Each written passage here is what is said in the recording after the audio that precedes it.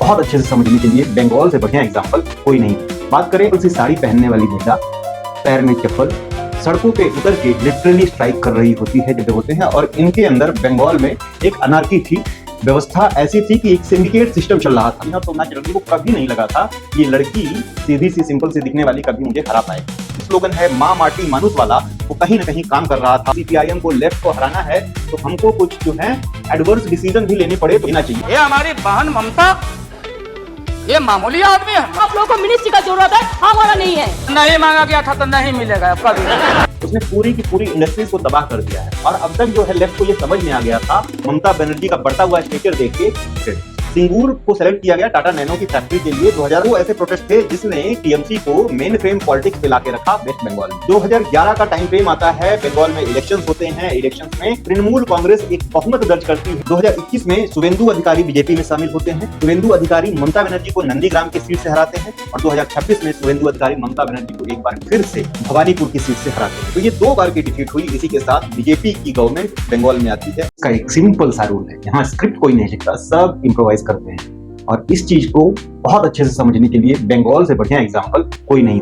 बात करें 80 से 90 के दशक में एक सिंपल सी साड़ी पहनने वाली महिला, पैर में चप्पल, सड़कों पे उतर के लिटरली स्ट्राइक कर रही होती है। जब बंगाल का माहौल ऐसा जहां वुमेन्स के लिए पॉलिटिक्स में उतरना लगभग इम्पॉसिबल। इस दौरान जो बंगाल में सरकार होती है वो लेफ्ट की होती है, सीपीआईएम, बुद्धदेव भट्टाचार्य और बासु जी की सरकार, ज्योति बासु। ये 2 इंपॉर्टेंट नाम है लेफ्ट गवर्नमेंट में, पहले ज्योति बासु फिर Buddhadeb Bhattacharya. CPI led government में रूल कर रहे होते हैं और इनके अंदर बंगाल में एक अनार्की थी। व्यवस्था ऐसी थी कि एक सिंडिकेट सिस्टम चल रहा था जहां पे आपको डेमोक्रेटिक सेटअप कहीं नहीं दिखेगा। कोई भी किसी की भी प्रॉब्लम हो तो वो प्रॉब्लम जो है पार्टी ऑफिसेज में सॉल्व होती थी, ना कि कोर्ट में या पुलिस के पास। तो हर एक पार्टी ऑफिस जो है वो एक सरकारी दफ्तर की तरह से काम कर रहा है। और इसी में ममता बनर्जी जो है वो कांग्रेस से तो स्ट्रीट फाइटर, स्टूडेंट लीडर उभर के सामने निकलती हैं, स्टूडेंट लीडर की तरह से, और इस पार्टी पॉलिटिक्स को लीड करती हैं अगेंस्ट सीपीआईएम। आवाज उठाती हैं और लोकल पॉपुलेस से कनेक्ट करने की कोशिश करती हैं, in which she succeeded brilliantly. The year was 1984, जब वो कांग्रेस से ही पहली बार एमएलए का यानी विधायक का चुनाव लड़ती हैं और वहां के एक सिटिंग विधायक जो बहुत ही पॉपुलर चेहरा थे अपने समय के, सोमनाथ चटर्जी को हराती हैं एक भारी डिफरेंस के साथ। सोमनाथ चटर्जी से जाके इलेक्शन लड़ने से पहले उनका आशीर्वाद भी लेती हैं और सोमनाथ चटर्जी को कभी नहीं लगा था ये लड़की सीधी सी सिंपल सी दिखने वाली कभी मुझे हरा पाएगी। तो ये जो है 1984 का पूरा वाकया है। इस अर्ली 2000 फेज में अभी भी सरकार जो है वो लेफ्ट फ्रंट की ही है बंगाल में, लेकिन ममता बनर्जी की पॉपुलैरिटी टू बी प्रिसाइज दिन पे दिन बढ़ती जा रही है बिकॉज ऑफ उनकी जो स्ट्रेटजी है, जो ग्रास रूट को कनेक्ट करना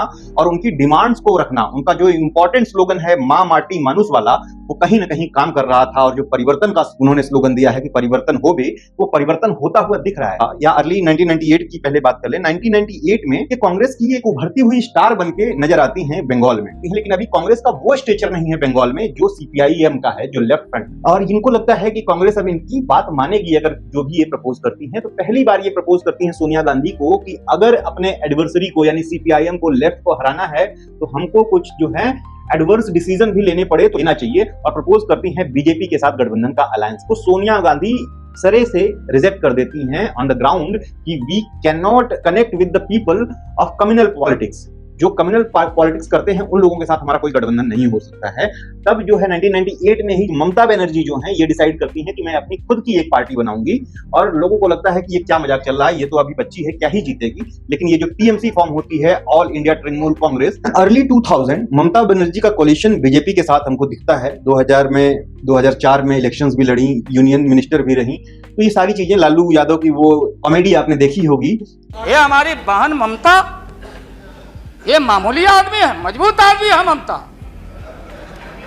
उसकी ताकत थी, चाहे जहां से लड़के आए।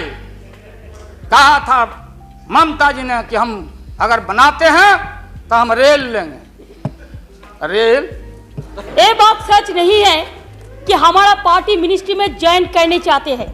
हम लोग बाहर से जो सपोर्ट कर सकते हैं गवर्नमेंट को, आप लोग नहीं कर सकता है कि आप लोगों को मिनिस्ट्री का जरूरत है, हमारा नहीं है।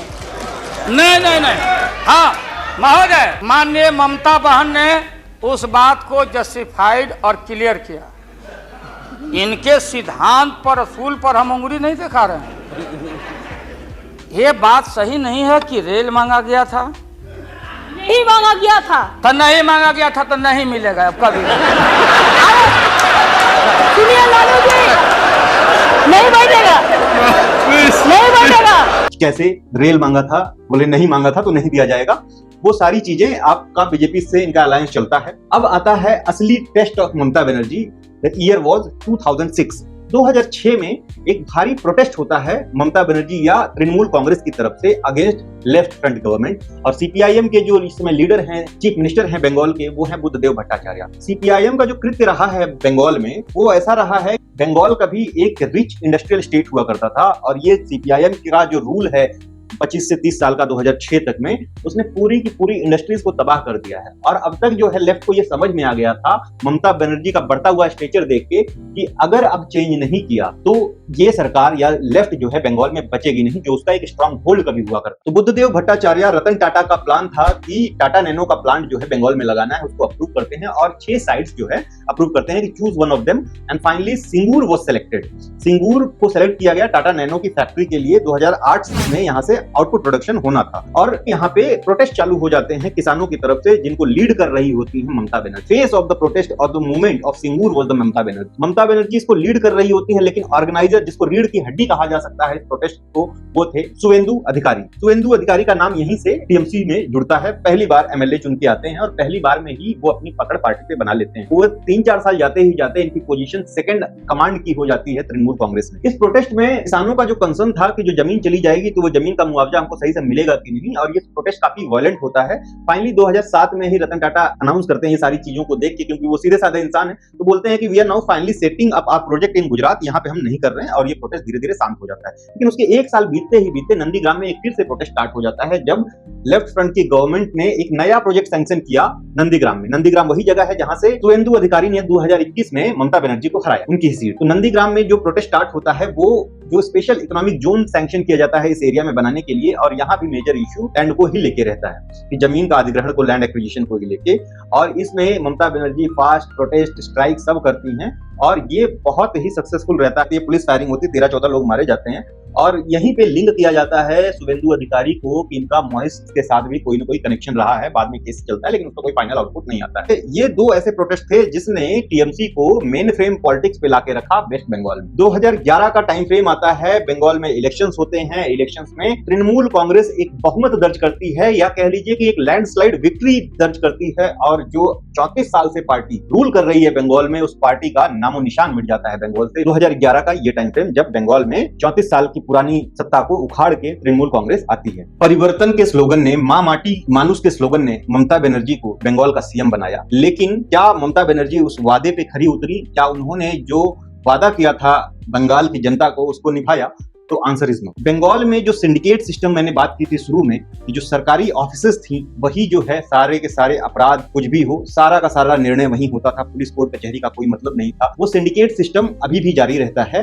पार्टी के खिलाफ कोई कुछ नहीं बोल सकता। अपने टर्म में ममता बनर्जी ने बहुत अच्छे काम किए हैं, लेकिन जो एंटी इनकम्बेंसी इन चीजों की वजह से टीएमसी की अगेंस्ट थी, वो बढ़ती जा रही। पोस्ट पोल वायलेशन बंगाल छाप रही है, वो रहती है। पॉलिटिकल पार्टी के जो वर्कर्स हैं वो अपने आप को उस जगह का नायक समझते हैं। वो सोचते हैं कि कोर्ट कचहरी सारी चीज वही है और उसी तरह से डिसीजंस होते हैं। यानी एक अनार्किस्ट माहौल अभी भी प्रिवेल कर रहा है बंगाल, और यही कहीं ना कहीं बीजेपी की जीत का कारण बनती है। 2016, 21 और अब 26 फाइनली। 2016 में बीजेपी 3 सीट जीतती है विधानसभा में, उसके बाद लोकसभा में 19 की लोकसभा में 18 सीटें जीतती है। 2021 में शुवेंदु अधिकारी बीजेपी में शामिल होते हैं। शुवेंदु अधिकारी ममता बनर्जी को नंदीग्राम की सीट से हराते हैं, और 2026 में शुवेंदु अधिकारी ममता बनर्जी को एक बार फिर से भवानीपुर की सीट से हराते हैं। तो ये 2 बार की डिफीट हुई। इसी के साथ बीजेपी की गवर्नमेंट बंगाल में आती है। अब क्या बीजेपी वो चेंजेस लेके आएगी? शुवेंदु अधिकारी, जिनके ऊपर खुद 25 से ज्यादा जो है क्रिमिनल केसेस रजिस्टर्ड हैं, क्या he was the right face for the CM candidate? क्या 207 विधायक जो चुन के आए हैं बीजेपी के वेस्ट बंगाल में, उनमें कोई ऐसा चेहरा नहीं था जो शुवेंदु अधिकारी से बेहतर हो? शुवेंदु अधिकारी वही पर्सन है जिनके ऊपर सीबीआई का केस और ईडी के केस शारदा स्कैम में या नारदा स्ट्रिंग ऑपरेशन में केसेस इनके ऊपर चले, इनके नाम आए, तो कोई फाइनल जो है वर्डिक्ट नहीं आया, और हाई कोर्ट ने भी इनको राहत दी, तो वो तो बीजेपी का फैक्टर, लोग कहते हैं कि BJP is the washing machine. क्या सच में बीजेपी वॉशिंग मशीन है? और ये बातें कहीं ना कहीं सच होते हुए दिखती हैं। ये एलिगेशंस नहीं है, बिना किसी प्रूफ के नहीं है। पिछले 10 सालों में 25 से ज्यादा ऐसे पॉलिटिकल पर्संस हैं जिनके ऊपर नंबर ऑफ केसेस रजिस्टर्ड हैं, लेकिन बीजेपी में जाने के बाद उनके केसेस का क्या हुआ ये आप सबको पता है। तो do comment in comment section कि इस Suvendu Adhikari is the right choice for the Bengal, क्या कोई और होना चाहिए था सीएम के लिए।